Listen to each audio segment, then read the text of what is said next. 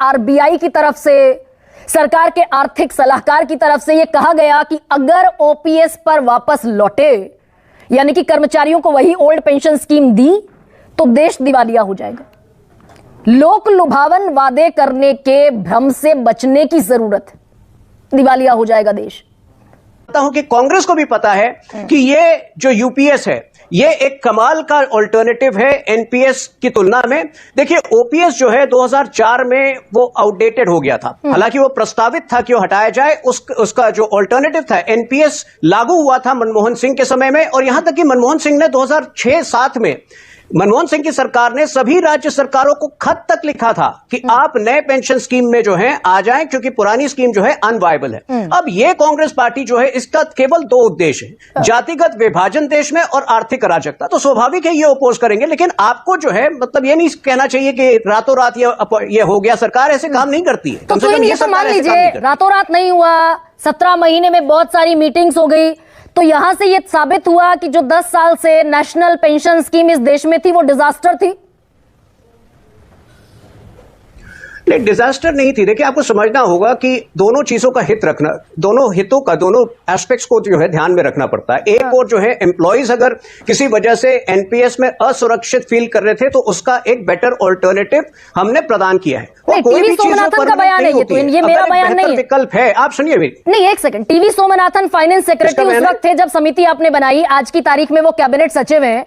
उन्होंने कहा कि एनपीएस की तुलना में यूपीएस 99% बेहतर है, यानी कि 99% खामियां थी एनपीएस में। नहीं तो कोई देखिए कोई भी चीज जो है, कोई भी नीति परमानेंट नहीं होती है। अगर उसमें सुधार की आवश्यकता है तो निश्चित रूप से सुधार की जाएगी, लेकिन वो सुधार जो है राजनीतिक मंशे से और एक आनंद फानन में, जल्दबाजी में नहीं होना चाहिए, जिसका परिचय हमने दिया। देखिए एनपीएस जो है उसमें किसी ऐसा महसूस हो रहा था कि कुछ असुरक्षा लोग महसूस कर रहे थे उसमें, स्पेशली जो 40% अमाउंट जो एन्युटी में निवेशित होता था उससे जो है पर एक जो फिक्स्ड अमाउंट था वो नहीं मिल पाता था लोगों को। तो निश्चित रूप से यूपीएस में उसका प्रावधान है। और ये 10 साल तक तो इन समझ में नहीं आया सरकार को। था ये प्रदर्शन, ये हड़ताल, ये विरोध आज का तो कांग्रेस नहीं पार्टी ज्वाइन के लिए 10 साल अगर आज मुझे कोई चीज लगे कि हम सुधार कर सकते हैं, अगर आज हमें लगे हम आज सुधार करेंगे।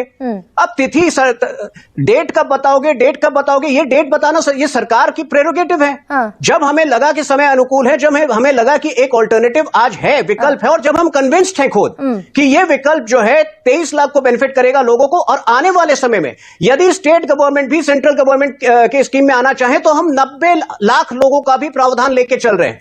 लेकिन आप ये देखिए कि जो खर्चे की बात हो रही है 800 करोड़। एक सेकंड देखिए, ये महत्वपूर्ण डिबेट है, बीच में मत टोकिए प्लीज। आप खर्चों की बात देखिए। 800 करोड़ आपने खुद कहा कि एनपीएस से यूपीएस में जो आएंगे उसमें एक वन टाइम सरकार का खर्चा 800 करोड़ का होगा, और इस वक्त पहले साल के सालाना इंप्लीमेंटेशन में लगभग 6250 करोड़ है। ठीक है, और ये बजट के अंदर अब्सॉर्ब होगा। इसकी तुलना में अगर आप ओपीएस की मांग को देखें, जो राज्य सरकारें कांग्रेस में वापस ओपीएस में जा रही थी उनको पता भी नहीं है कि इस वक्त कितना खर्चा होना था उसमें, और अगर सभी विपक्ष की सरकारें जाती लगभग 40,000 करोड़ से ऊपर साल का खर्चा होता। इसका केवल एक ही अर्थ था कि जो आर्थिक अराजकता आप कर्नाटक में देख रहे हैं वही विपक्ष अपने सारे राज्यों में दिखाती, और बेसिकली वो भविष्य में भारत को जो आने वाले जनरेशन से उसको मोहताज करती। वो हमने रोका है। आर्थिक अराजकता कांग्रेस कर रही है कि नहीं, कमलाकर त्रिपाठी बता देंगे।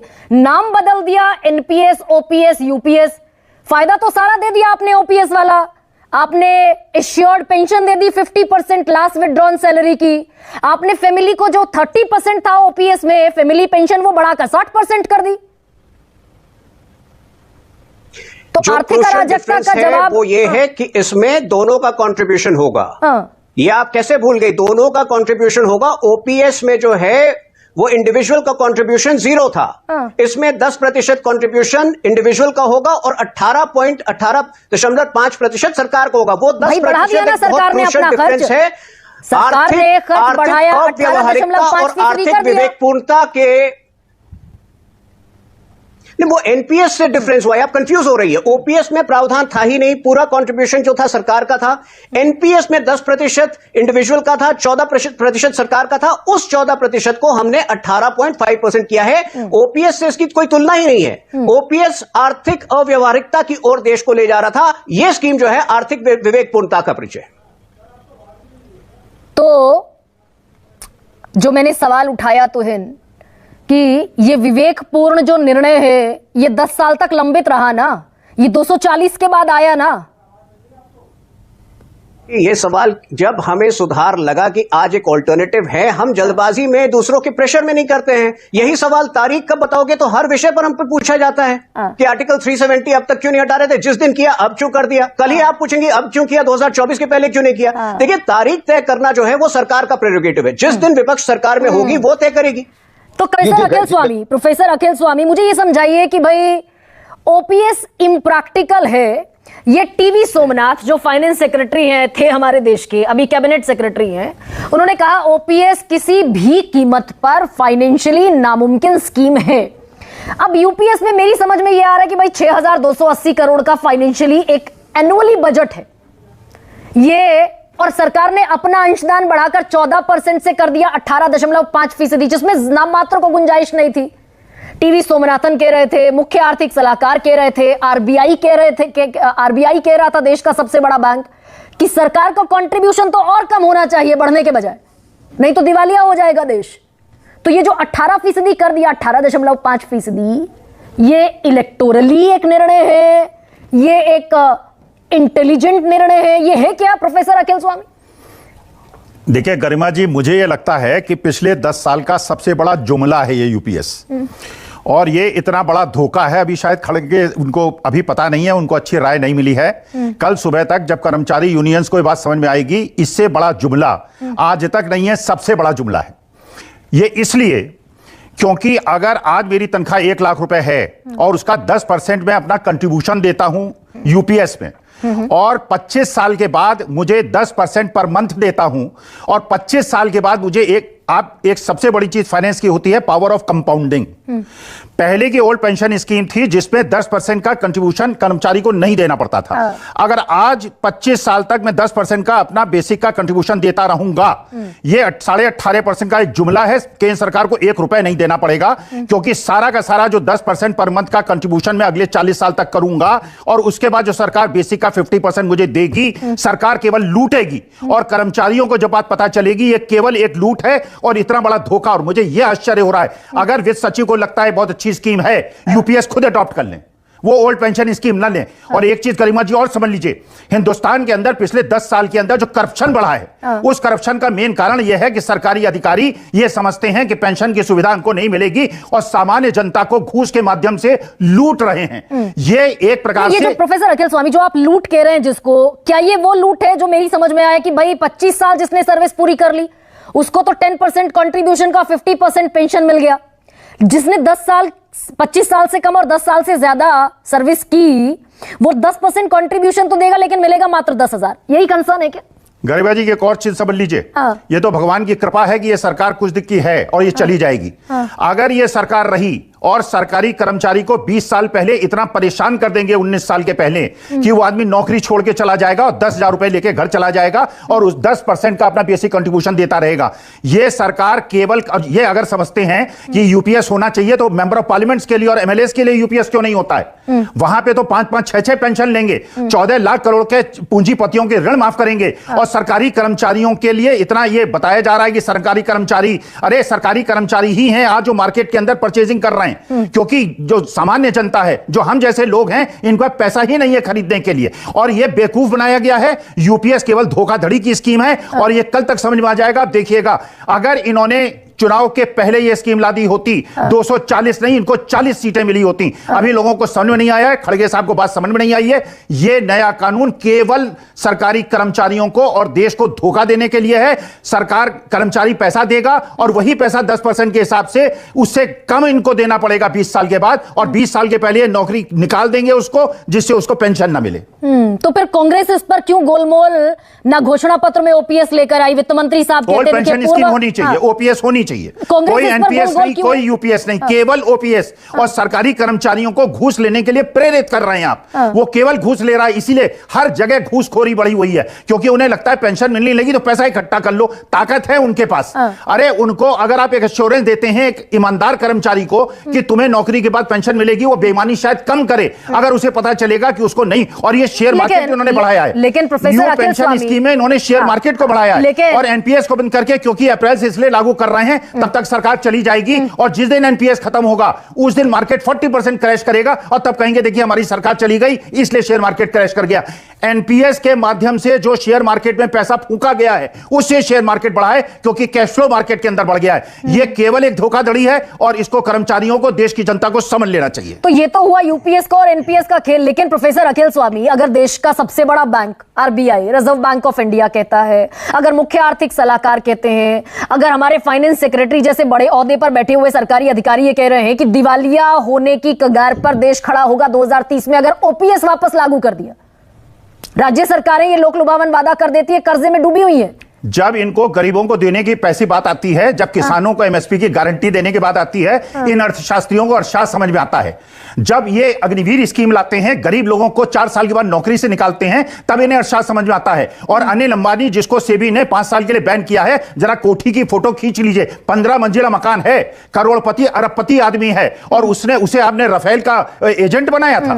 आप अमीरों के लिए आपको अर्थशास्त्र समझ में नहीं आता, गरीब और मध्यम वर्ग के लिए अर्थशास्त्र समझ में आता है। तो अमीर और गरीब और इसके बीच चुनाव। प्रोफेसर संजय, आप तो सर चुनावी सर्वेस, चुनावी आंकड़े, ये क्या यूपीएस यानी कि ना ओपीएस ना एनपीएस यूपीएस, ये चुनावी स्कीम है क्या? तो इनसे ना कह रहे हैं चुनाव से पहले ले आए होते, चुनावी होता तो। भाई चुनाव अभी भी है, 5 राज्यों में चुनाव है, महाराष्ट्र में, झारखंड में, हरियाणा में, उत्तर प्रदेश में और जम्मू कश्मीर में है अभी भी चुनाव। देखिए, जिस बात का जिक्र किया गया कि पूरे जो काम करने की जो जनसंख्या है, जो काम करने वाले लोग हैं, उनमें सरकारी कर्मचारी सिर्फ 5% है। अगर आप उनके परिवार को जोड़ लें तो मान लीजिए 7, 8, 10% हो गए। तो मुद्दा तो होता है, चुनाव में ये मुद्दा है और इस मुद्दे पर सरकारें, पार्टियां चाहती हैं कि वोटरों को अपनी ओर आकर्षित करें। लेकिन जितना हम समझते हैं कि एक निर्णायक भूमिका ये मुद्दा निभाएगी चुनाव में, या तो पार्टी को जिताने या हराने में, उतनी निर्णायक भूमिका इस मुद्दे की होती नहीं है, क्योंकि सरकारी कर्मचारियों की तादाद तमाम वोटरों के प्रतिशत के रूप में देखेंगे तो बहुत कम है।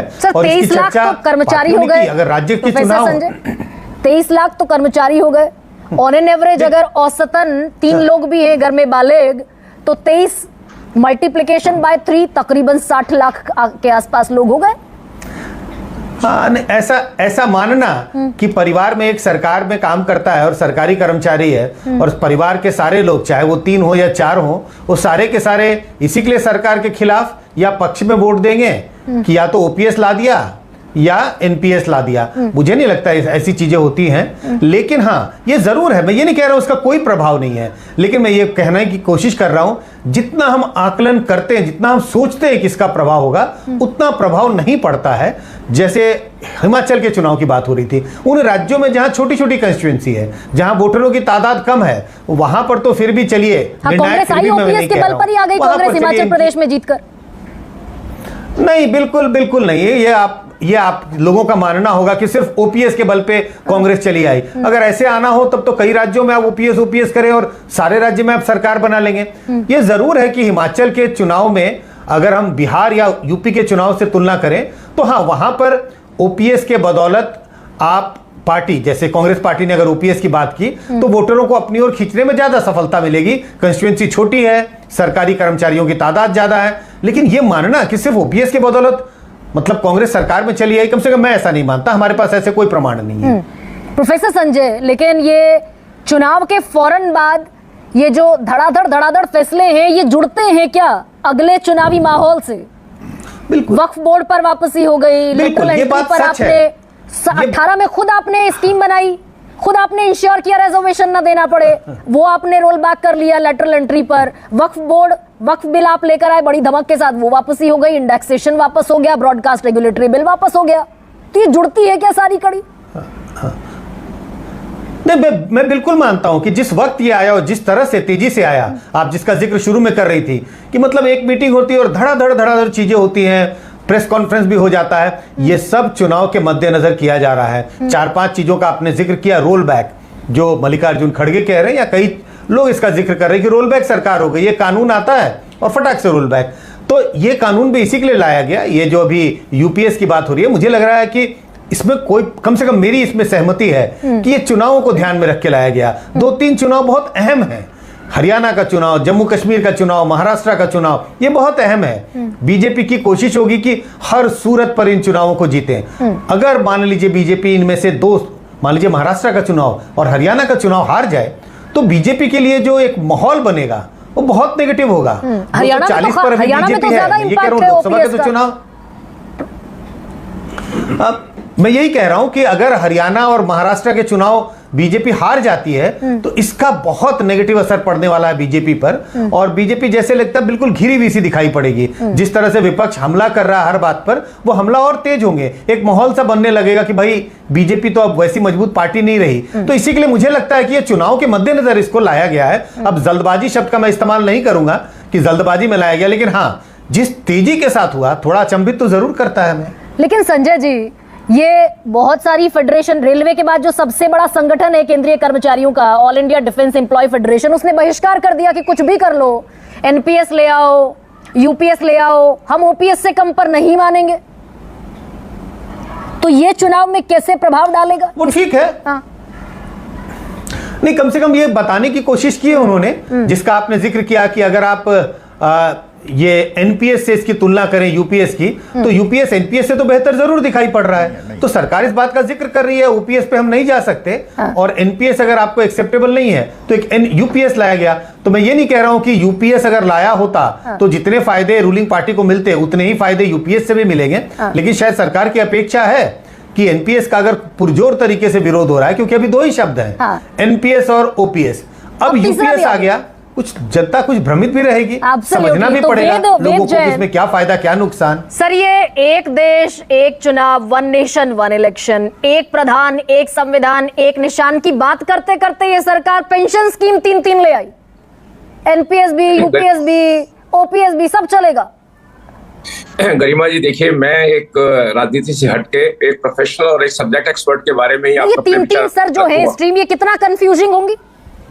नहीं, मैं ये तीनों के बारे में बिल्कुल स्पष्टीकरण दे देता हूँ। बिल्कुल, मैं एज ए प्रोफेशनली बोल रहा हूँ, सब्जेक्ट एक्सपर्ट करके ही सब्जेक्ट में बोलूंगा। अब देखिए क्या है कि हमें ना सबसे पहले ये समझना चाहिए कि एनपीएस क्यों आई थी 2004 में। एनपीएस आने का 2004 का कारण क्या था कि जिस ढंग से ओपीएस स्कीम चल रही थी और केंद्र सरकार और राज्य सरकारें अपने बजट में भावी खर्चे को लेकर नहीं चल रही थी, जो अकाउंटिंग चैलेंज था उसको अकाउंटिंग करने में, तो उस समय ये आइडिया लगाया गया कि जो 3000 से 5000 करोड़ साल का जो खर्चा सरकार को पेंशन का देना पड़ रहा है उस समय, आने वाले समय में ये खर्चा 5 लाख करोड़ से भी ज्यादा क्रॉस कर जाएगा, जो बजट से नामुमकिन है होना, बजट नहीं बियर कर पाएगा। ये 2004 में स्कीम आने का कारण बना। ठीक है। उसी वजह से एक एनपीएस लाई गई, जिसमें एम्प्लॉइज में नाराजगी थी क्योंकि एनपीएस स्कीम उनके लिए सुटेबल नहीं थी। इसमें कोई दो राय नहीं है, क्योंकि इसमें कहा गया, जैसे मैथोलॉजी पहले कहा, एक डिफाइंड कंट्रीब्यूशन होता है कि आप इतना दिए, एक डिफाइंड बेनिफिट होता है कि भाई मुझे बेनिफिट मिलना चाहिए। अब यूपीएस जो स्कीम आई है, जो कल स्कीम अनाउंस की गई है, उसमें आपको डिफाइंड बेनिफिट दे दिए गए। इसमें कोई दो राय नहीं है, तीनों बेनिफिट जो थे ओपीएस में वो मिल गए हैं। एक आपको पेंशन एश्योर्ड हो गई है 50% की, फैमिली पेंशन एश्योर्ड हो गई है आपकी। उसके बारे में जो मेन मुद्दा रह गया है वो एक कंट्रीब्यूशन का रह गया है कि जो 10% का कंट्रीब्यूशन है, ओपीएस में वो कंट्रीब्यूशन नहीं होता था और यूपीएस में वो कंट्रीब्यूशन आएगा। और एम्प्लॉइज की डिमांड ये है कि ये हमारा कंट्रीब्यूशन नहीं लिया जाए और ये कंट्रीब्यूशन जो हमें मिलेगा निवेश करके वो वापस मिलना चाहिए। एब्सोल्युटली सर, मैं छोटा सा इंटरवीन कर रही हूँ, आपको छोटा सा इंटरवेंशन है। आपने कहा भाई अनुमान ये था कि 3 से 5 लाख करोड़ रुपए पेंशन के देने पड़ेंगे, एक वक्त ऐसा आएगा बजट से पॉसिबल नहीं है। लेकिन ये जो प्रोफेसर अखिल स्वामी कह रहे हैं, आरटीआई के जरिए, राइट टू इंफॉर्मेशन के जरिए ये निकली जानकारी कि 16 लाख करोड़ रुपए एनपीए हो गया इस देश पर, नॉन परफॉर्मिंग एसेट हो गया, जो करोड़पतियों को, कॉर्पोरेट को, उद्योगपतियों को पैसा दिया गया, रिकवरी नहीं हुई तो रजिस्टर में उसको एनपीए दर्ज करके चढ़ा दिया 16 लाख करोड़। तो ये 16 लाख करोड़ हम खर्च कर सकते हैं, 7 साल का आंकड़ा है ये आरटीआई के जरिए, और ये 5 लाख करोड़ हम नहीं दे सकते। नहीं, हाँ मैं बता दूंगा गरिमा जी। इसके लिए देखिए, मैंने शुरू में कहा मैं राजनीति वाले विचार नहीं, मैं सिर्फ अर्थशास्त्री या ऐसे सिर्फ ये अकाउंटिंग आपको बता देता हूँ कि क्या इशू है। भारत सरकार का बजट टोटल 46 लाख करोड़ का है। ठीक है। उसमें एनपीए वगैरह का कोई वो नहीं आता। 32 लाख करोड़ रुपए हम लगभग अपना रिवेन्यू जनरेट करते हैं, जिसमें टैक्स रिवेन्यू भी आता है, नॉन टैक्स आता है, और 14 लाख करोड़ की बोरिंग करते हैं, और 46 लाख करोड़ के खर्चे में हम सरकार का जो वेरियस खर्चे हैं उसको खर्चे को चलाते हैं। नहीं सर, देते तो है ना, आम आदमी की जबान में दे तो देते हैं 16 लाख करोड़ एनपीए हो गया, जो कॉर्पोरेट से हम रिकवरी नहीं कर पाए। नहीं, वो सरकारी बजट से एनपीए नहीं जाता। देखिए, सरकारी बजट से एनपीए नहीं जाता सर। गया तो इनकम टैक्स, गया तो टैक्स पेयर के पैसे से ना। नहीं नहीं नहीं, टैक्स पेयर के पैसे से एनपीए नहीं जाता डायरेक्टली। देखिए मैं बता दूं आपको, इनडायरेक्टली आप कह सकते हैं, क्योंकि जो बैंक की बैलेंस शीट है उसका कंसोलिडेटेड फंड से कोई मतलब नहीं है, उसकी कोई रेवेन्यू की वर्किंग नहीं है। प्रोफेसर, जो अपने को समझने की बात है, जो मुद्दा है आज की डेट में यूपीएस, एनपीएस और ओपीएस का जो मुद्दा है आज की डेट में, देखिए जो भी कर्मचारी होता है उसकी ये इच्छा होती है कि मुझे अपना जो बेनिफिट है वो पूरा मिलना चाहिए, और क्योंकि मेरा एक राइट 2004 से पहले क्रिएटेड हुआ है, आप उसको कंटिन्यू कर दीजिए। और आज के आर्थिक परिप्रेक्ष्य में आपको ये देखना है कि ये आप इसको कितना कैरी फॉरवर्ड कर सकते हैं। तो आज की डेट में भारत की आर्थिक स्थिति को देखते हुए और जो वर्किंग देखते हुए, जो कल की स्कीम है, मैं ये नहीं कह रहा कि स्कीम में अभी सुधार नहीं किया जा सकता, स्कीम में सुधार किया जा सकता है, और एम्प्लॉइज की ये डिमांड कि भाई मेरा कंट्रीब्यूशन मुझे मिलना चाहिए वापस, ये उसमें नहीं जाना चाहिए। एक छोटी सी विंडो उसमें भी दी है कि वो आपको 3 दिन की सैलरी पर 6 मंथ के हिसाब से आपको एक रेवोल्यूशन मिलेगा। लेकिन ये जो आज की डेट की जो डिबेट इस बारे में मानने की, क्योंकि अपने को मेन जो डिबेट करनी है वो ये है कि अगर इस पेंशन को आज की डेट में ओपीएस स्कीम में जैसे बिना कंट्रीब्यूशन के लाया जाता है वो भी किया जा सकता है। उस साल में मेरा ऐसा मानना है, एज ए प्रोफेशनली मैं कहूंगा, अगर सरकार 20 से 25 हजार करोड़ रुपए सालाना, क्योंकि मुझे ऐसा लगता है कि सरकार का कुल 2.5 लाख करोड़ रुपए साल का इस्टेब्लिशमेंट का खर्चा है सैलरी का, 10% की रिकवरी अगर हम एम्प्लॉय से करते हैं सैलरी की, वो 25 हजार करोड़ रुपए सालाना करते हैं। अगर हम ये 10% उनका एम्प्लॉय का छोड़ दें और सरकार अपने बजट में 25 हजार करोड़ का कंट्रीब्यूशन खुद करने लग जाए सालाना, तो ये शायद समस्या हल हो सकती है। पॉसिबल है ये? अर्थशास्त्री के तौर पर ही बताइए वेद, कि भाई आरबीआई कह रहा है कि हम दिवालिया हो जाएंगे, पॉसिबल है क्या? नहीं, उसमें उसका कारण तब होता है जब ये पॉसिबिलिटी तब होती है जब हम आज की डेट में प्रोविजन नहीं करें। ये प्रोविजन नहीं करें। प्रोफेसर अखिल स्वामी, ये जो मेरा सवाल था, एक मिनट दे दीजिए। अकाउंटिंग में ये बहुत जरूरी है, जो मेरी एम्प्लॉइज आज की डेट में है उसकी जो फ्यूचर की लायबिलिटी है मुझे आज ही प्रोवाइड करनी पड़ेगी। ठीक है सर। प्रोफेसर अखिल स्वामी, ये टैक्स पेयर का ही पैसा तो है जो एनपीए घोषित हो गया, यहाँ पे मैं कुछ गलती कर रही हूँ क्या? देखिए गरिमा जी, है तो आफ्टर ऑल देश का पैसा ना। गरिमा जी, अगर ये देश इतना कमजोर और इतना गरीब है, मिसेस बाइडेन को जाके 7.5 कैरेट का हीरा भेंट किया जाता है, यूक्रेन जाके पता नहीं कितने हजार करोड़ का अनुदान दिया जाता है, 12 करोड़ की कार में घूमा जाता है, 8,000 करोड़ के हवाई जहाज में घूमा जाता है। पूरे विश्व में बताते हैं कि हमारे यहाँ कोई आर्थिक संकट नहीं है। जब बड़े बड़े पूंजीपतियों की आमदनी कोविड पीरियड में 10 गुनी बढ़ जाती है, आम आदमी जो है उसकी आमदनी घट जाती है। जहां आम आदमी और गरीब आदमी, अरे आप जो ये बड़े बड़े सिविल सर्वेंट्स की बात मत करो जिनको 1 लाख की पेंशन मिलती है, सरकारी कर्मचारी में वो लोग भी हैं जो बेचारे 50,000 की तनख्वाह पाते हैं और रिटायरमेंट के बाद 20-25 हजार की पेंशन पाते हैं। आप उनके पेट पे लात मार रहे हो। तो ये जो विपक्ष कह रहा है कि भाई ये विपक्ष के दबाव में सरकार ने बढ़िया काम किया, नहीं, गलत कह रहा है। अभी नहीं समझ में आया है विपक्ष को, अभी नहीं समझ में आया है। ये इतना बड़ा धोखा है यूपीएस। अगर इसकी फाइनेंशियल जैन साहब बैठे हुए हैं, इसकी अगर कैलकुलेशन करा ली जाए पावर कंपाउंडिंग के हिसाब से, अगर मैं 25 साल तक 10% बेसिक देता रहूं और हर 7 साल के बाद मेरी वो 10% डबल होता जाए, 20 साल के बाद मेरा ये 10% ही मेरी पेंशन को इंश्योर कर देगा। और यही नाटक किया है, यही धोखा सरकार ने किया है यूपीएस। यानी कि प्रोफेसर अखिल स्वामी, सरकार को अपने पास से कुछ नहीं देना, कुछ नहीं देना है, और बल्कि जो कर्मचारी देगा उसमें से भी कर्मचारी को पूरा पैसा नहीं मिलेगा, क्योंकि 10% बेसिक, अगर 1 लाख मेरी तनख्वाह है और 10,000 रुपए महीने में दे रहा हूं और 40 साल के बाद आप मुझे 1 लाख रुपए देंगे। ठीक है। तो हिंद सेना भाई, आपकी पार्टी एक देश एक चुनाव, एक देश एक संविधान, एक प्रधान एक निशान की बात करने वाली पार्टी, ये तीन स्कीम का झमेला, इसको यूनिफाइड करके कोई ऐसा प्लान आ सकता है जिससे भाई आप भी खुश, सरकार भी खुश, विपक्ष भी खुश और कर्मचारी भी खुश? गरिमा जी, गरिमा जी, मैं इसका भी जवाब देता हूं, लेकिन आज मैं आश्चर्यचकित हूं, आपके शो पर 3 लोगों ने इस नए स्कीम में, सरकार की नई स्कीम में मेरिट देखा है, और जो अर्थशास्त्री इसका विरोध कर रहे हैं, नहीं आया, कल सुबह वो बोलेंगे जो मैं बोल रहा हूं। आपको क्या समझ में आता है? आप शांत होइए। ये शो का फॉर्मेट, जब मैं बोल रहा हूं, आप जब बोल रहे थे मैं शांत था, जब मैं बोल रहा हूं तो शांत होकर सुनिए। ये क्या आप बोल रहे हैं? बोलिए। नहीं, आप ये क्या बात कर रहे हैं?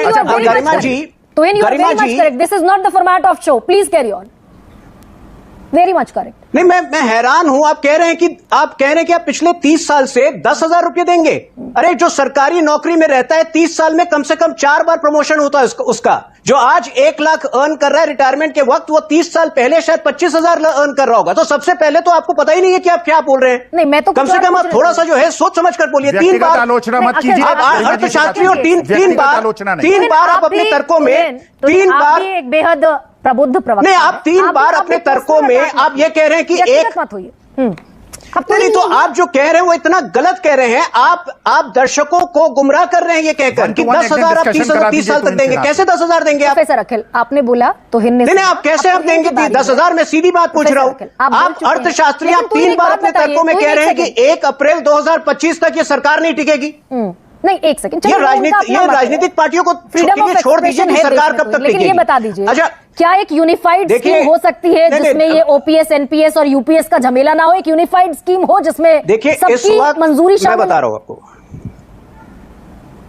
गरिमा जी, मैं इस वक्त तीनों का प्रावधान इसलिए दिया गया है क्योंकि सरकार लोकतंत्र में यकीन करती है। कोई भी चीज और इस तरह के संवेदनशील विषय पर कोई भी धारणा, कोई भी एक स्कीम को इस वक्त इंपोज नहीं करना चाहती है। लेकिन निश्चित रूप से सरकार का यह मानना है कि आने वाले समय में बड़े पैमाने में राज्य सरकारों को भी इसी स्कीम में मेरिट दिखेगा, और इसीलिए यह फैक्टर किया गया है कि जो 23 लाख की संख्या अभी है, अगर राज्य सरकारें भी इसको अपनाती है तो आने वाले समय में यह 90 लाख तक जा सकता है। 90 लाख हो जाएगा। Professor Sanjay, concluding remark.